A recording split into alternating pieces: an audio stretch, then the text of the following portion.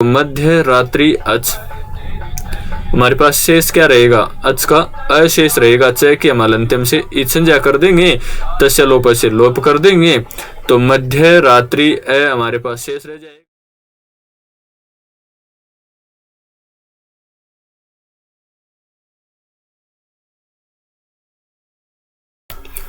ओम नमस्ते जी। आज का हमारा विषय तत्पुरुष समास के पूर्वोपराधरोत्तर मेक देशी नैकाधिकरणे नियम से प्रारंभ होगा।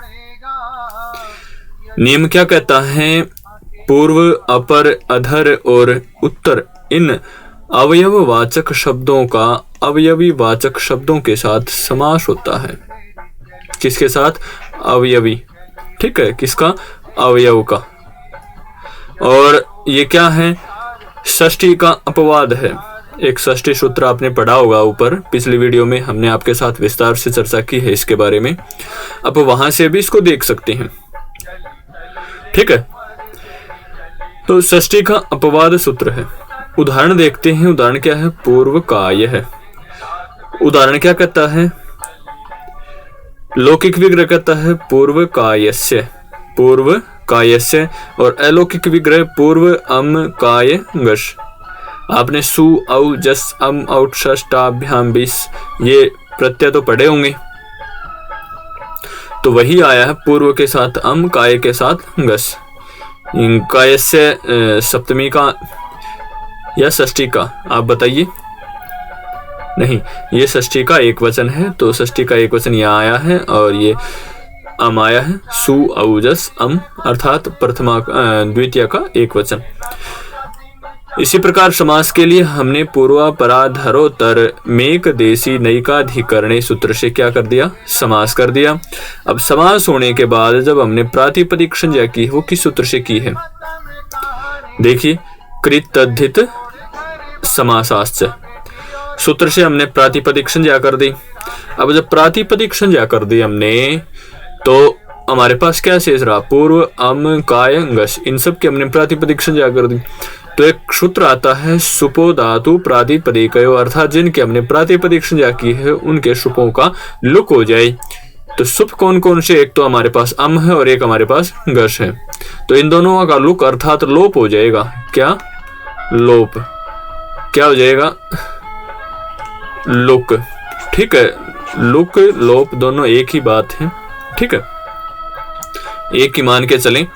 तो हमारे पास शेष रहेगा पूर्व प्लस काय। फिर एक नियम आता है प्रथमा निर्देष्टम समास उपसर्जनम, कि उपसर्जन संज्ञा हो जाएगी जो प्रथमांत प्रयोग होना है, तो पूर्व की उपसर्जन संज्ञा होगी और उपसर्जनम पूर्वम से पूर्व का उपसर्जन संज्ञा का पूर्व में प्रयोग, और पूर्व काय हमारा बन जाता है स्वादि उत्पत्ति विभक्ति कार्य करने के पश्चात। विसर्ग आदि रहते हैं तो सुआदि प्रत्यय लेकर विसर्ग हो जाएंगे, ठीक है। इसी प्रकार अपर काय है। अपर काय भी बिल्कुल इसी प्रकार है, इसमें कोई परिवर्तन नहीं है, बाकी सभी नियम वही लगेंगे, पूर्व काय के समान ही। परिवर्तन होता है तो अपरम कायस्य लौकिक विग्रह अपर अम काय गस। परिवर्तन क्या हो रहा है, केवल शब्द ही बदला है, बाकी सभी नियम वही लगे हुए हैं। आप इसको करके देखें, ठीक है। इसी प्रकार जब हम आगे बढ़ते हैं तो एक और उदाहरण आता है, क्या, मध्य रात्र। अब मध्य रात्र क्या कहता है, लौकिक विग्रह में रात्रि मध्य है, मध्यम, और अलौकिक विग्रह में रात्रि गस मध्य सु, ठीक है।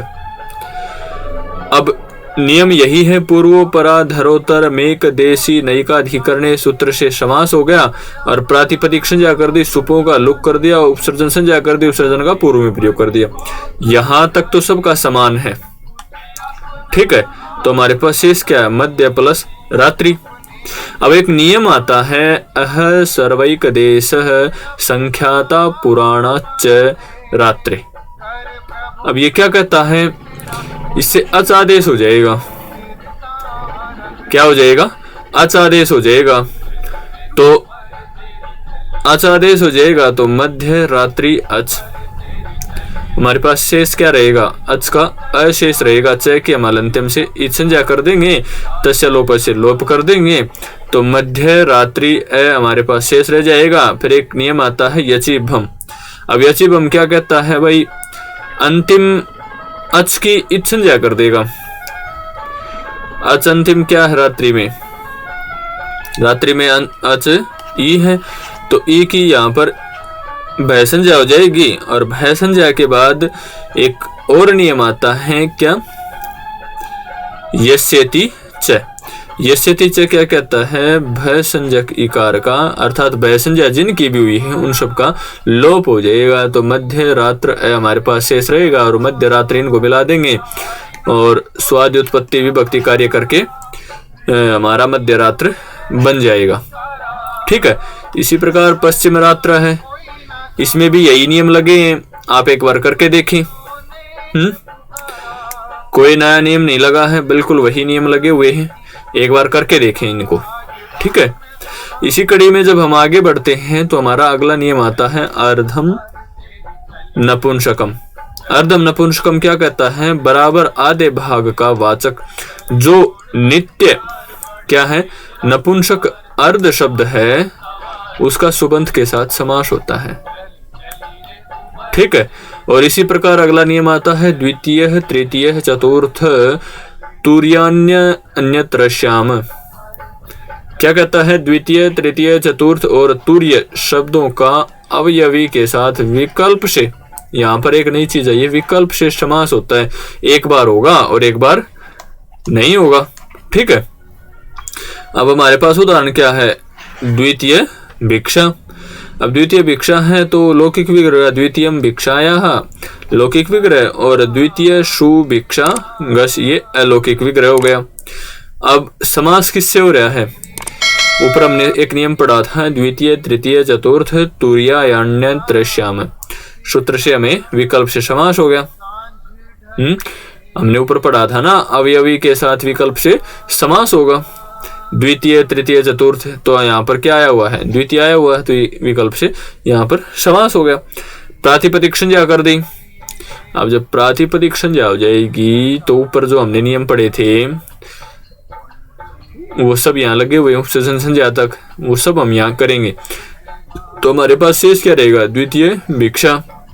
अब जब द्वितीय भिक्षा शेष रहेगा तो स्वादि उत्पत्ति विभक्ति कार्य करके मिला देंगे, द्वितीय भिक्षा हो जाएगी।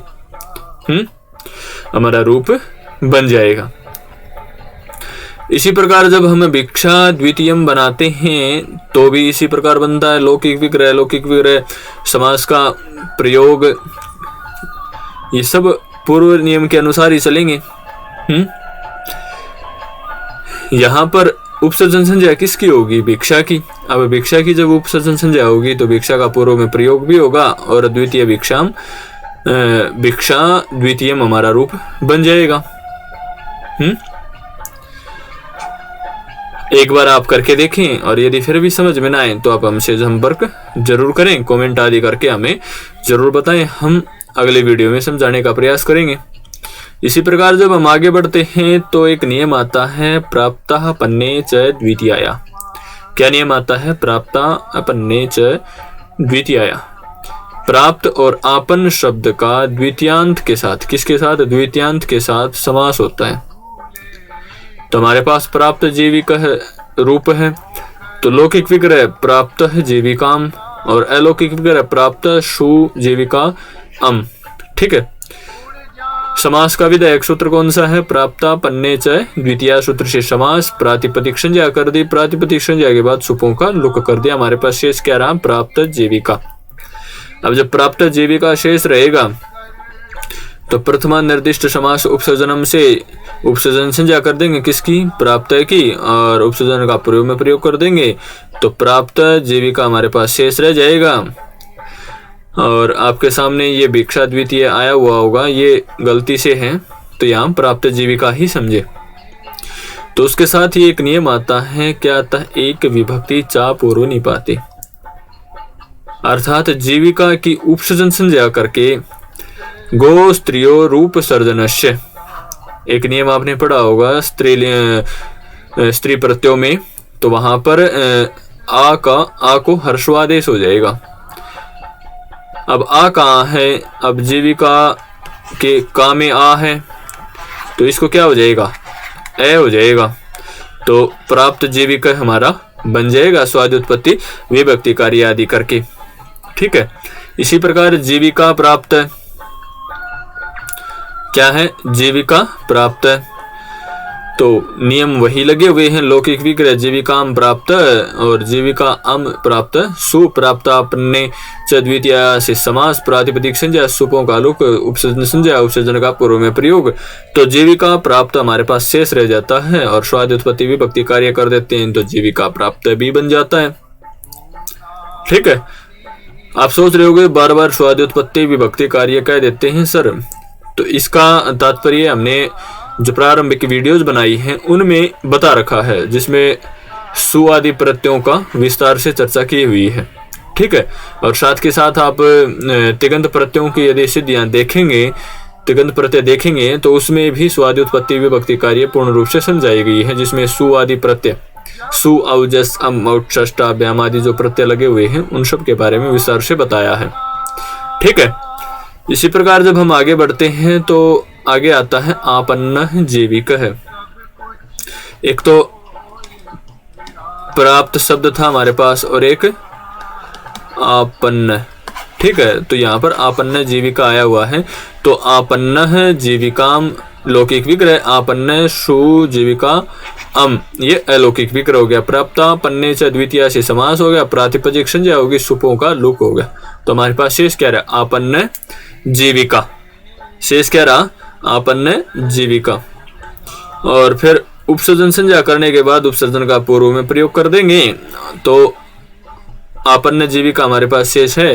तो एक विभक्ति चा पूर्व निपाते से जीविका की उपसर्जन संज्ञा पुनः करके गो स्त्री और उपसर्जन से सूत्र से आ जो दीर्घ है उसको हर्षव कर देंगे, का में जो आ है उसको हर्षव अ कर देंगे तो जीविका हो जाएगा जीविका के स्थान पर, तो आपन्न जीविका बन जाएगा। तो इनको मिला देंगे, आपन्न जीविका है तो स्वाद उत्पत्ति विभक्ति कार्य होने के बाद विसर्ग आदि भी हो जाएंगे तो आपन्न जीविका बन जाएगा। इसी प्रकार जीविका आपन्न है, जैसे हमने ऊपर सिद्धि की थी। ठीक है, जीविका आपन्न क्या कहता है, जीविकाम आपन्न है, जीविका अम आपन्न सुये लौकिक विग्रह हो गया। नियम वही है, प्राप्त आपन्ने च द्वितीय, और बाकी सभी कार्य पूर्व के समान ही चल रहे हैं। और इनको देखेंगे तो हमारे पास शेष उपसर्जन संज्ञा के बाद, उपसर्जन का पूर्व में प्रयोग करने के बाद हमारे पास शेष क्या रहेगा, जीविका आपन्न। अब जीविका आपन्न हमारे पास सब शेष रहेगा तो जीविका में आ है और उसके बाद भी आ है, तो यह एक सवर्ण दीर्घ संधि की प्राप्ति हो रही है, अर्थात सवर्ण दीर्घ की प्राप्ति हो रही है। तो कौन सा नियम आता है, अकह सवर्णे दीर्घ से सवर्ण दीर्घ हो जाएगा, का आ प्लस में आपन्ना का आ, तो दोनों मिल जाएंगे तो आ एक आ बन जाएगा, तो जीविका पन्ना हो जाएगा। और स्वाद उत्पत्ति विभक्ति कार्य करने के बाद जीविका पन्ना है, विसर्ग आदि भी हो जाएंगे।